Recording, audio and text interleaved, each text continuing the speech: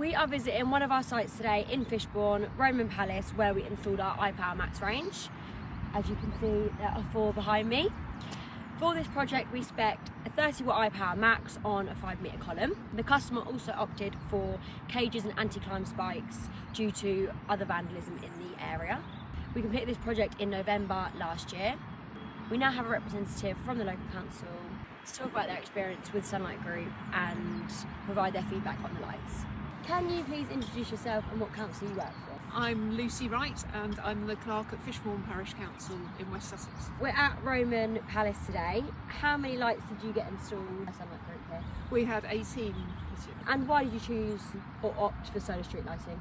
Well, there's a lot of archaeology in this area, which would mean that digging a massive hole for electricity lines to go through probably wouldn't be possible. Yeah. And also it's a lot more expensive to have proper street lights going through, and proper street lights are a lot brighter. They have to be coming on and off and you have to pay a lot more.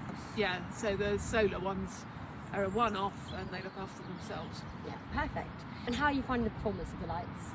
We're really pleased with them so far. In the early evening they're fantastic. You can go out in relative safety now. The only problem is because it's been so terribly cloudy and dark this last winter and the days have been so short, they haven't stayed alight right up until the morning. But I really wouldn't expect that with the untypical weather we've had. Thank you. And what have you found are the main benefits as a town council since installing solar street lighting?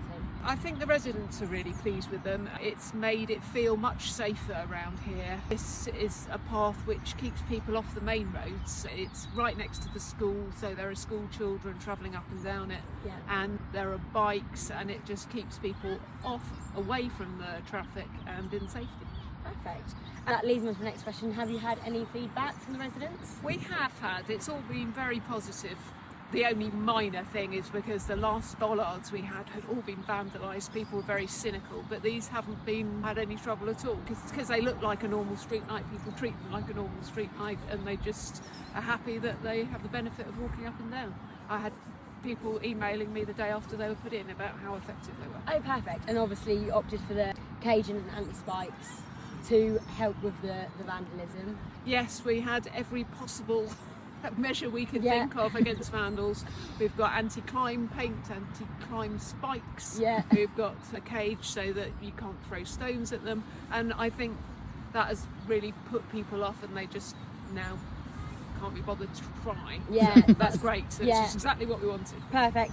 And lastly, would you be likely to use Sunlite for your solar street lighting projects in the future, should you look to install any more? I would. It was a painful process in a lot of ways with getting grants and getting archaeologists and things sorted out, but the actual install and dealings with your company was only a pleasure.